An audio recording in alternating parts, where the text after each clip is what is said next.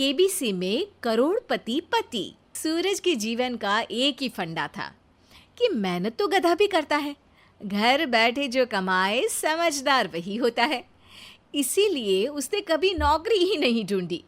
इस बात से हालांकि उसकी पत्नी शिखा बिल्कुल भी अग्री नहीं करती थी, पर फिर भी सूरज को समझाना बेकार था।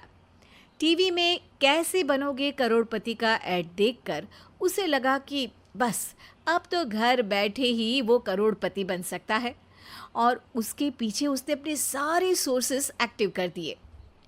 2 हफ्ते में उसके कलीग के साले के पड़ोसी के बेटे का सोर्स निकलता है जो कि उसे शो में पहुंचा सकता है, और सूरज उससे मिलने चला जाता है।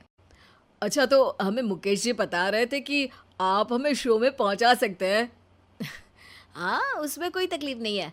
मैं कल अगर कोशिश करूँ तो इसी महीने में आपका नंबर आ जाएगा। अरे ये तो बहुत बढ़िया हो गया।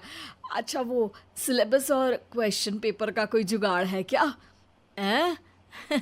उसका तो कोई जुगाड़ नहीं है। तो वो वाकई में कुछ भी पूछ सकते हैं? हाँ, वो तो बच्चन जी पर है, जो पढ़ते हैं वो पूछ लेते हैं। पहली कोशिश फेल होने पर अब सूरज के सामने एक बहुत बड़ा सवाल था कि आखिर जवाब कहाँ से लाए। तब शिखा ने एक सजेशन दिया, क्यों ना सूरज अपने चचेरे भाई सुमित से मदद मांगे, जो कि यूपीएससी की तैयारी कर रहा था। हालांकि इतनी मेहनत करना सूरज को समझ में नहीं आता था, पर कोई और रास्ता ना मिलने पर वो आखिर सुमित से बात करता है। अरे सुमित, हमारा कैसे बनोगे करोड़पति के लिए सिलेक्शन होने वाला है। तुम हमें थोड़े चिट बनाने में मदद करोगे क्या? अरे भैया, चिट बनाए तो सालों हो गए, उसमें हमारा एक्सपर्टीज नहीं है, बल्कि आप बोलो तो हम आपकी पढ़ने में ज़रूर मदद कर सकते हैं। हट, कैसी अनाप शराब बातें कर रहा है तू। सूरज ने सुमित को मना तो कर दिया था, पर तैयारी करने के सिवाय कोई चारा उसे दिख भी नहीं रहा था। खासकर जब 12 के पेपर लीक करने के एक्सपर्ट शुक्ला जो भी हाथ जोड़ लेते हैं। आखिर सूरज को सुमित के पास जाना ही पड़ा, और उसने सुमित और शिखा से वादा किया कि वो बहुत मेहनत करेगा।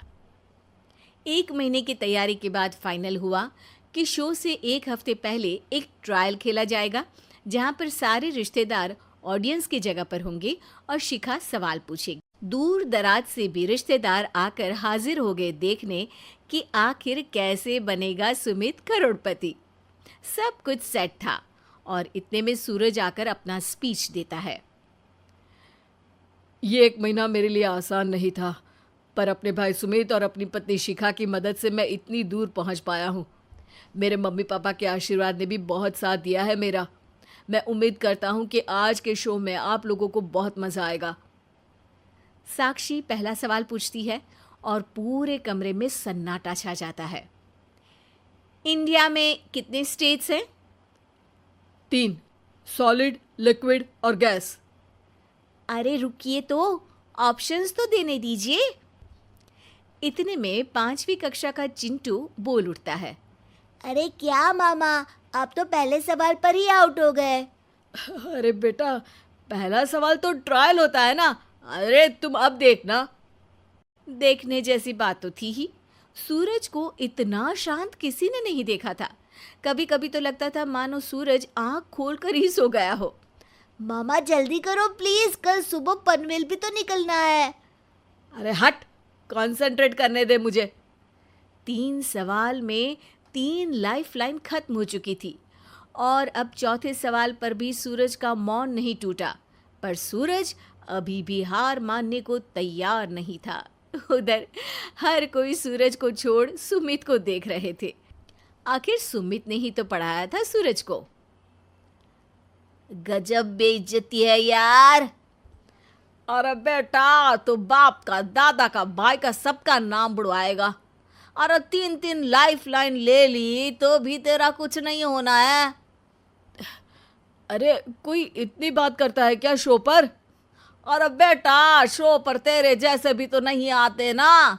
सूरज की ये जंग आखिर 1 घंटे बाद 5वें सवाल पर खत्म हो गई, जब उसने इंडिया के नेशनल बर्ड का नाम कहा, कौवा।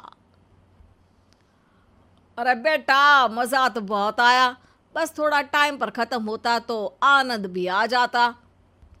ताने बारिश के बूंदों की तरह बरस रहे थे और सूरज को भी समझ आ रहा था कि ये करोड़पति बनना शायद उसके बस के बाहर की बात है। पर वो आखिर ये बात मान कैसे लेता?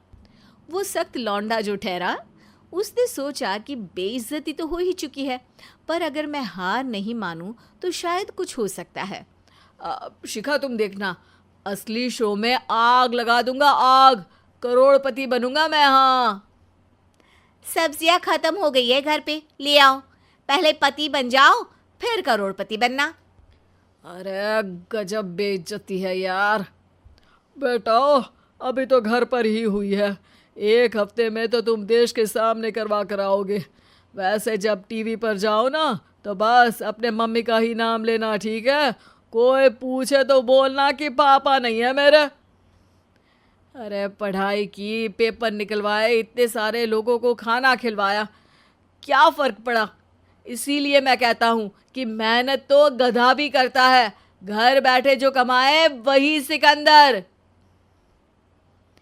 लेकिन मामा, गधे भी जानते हैं कि हमारा राष्ट्रीय पक्षी मोर है।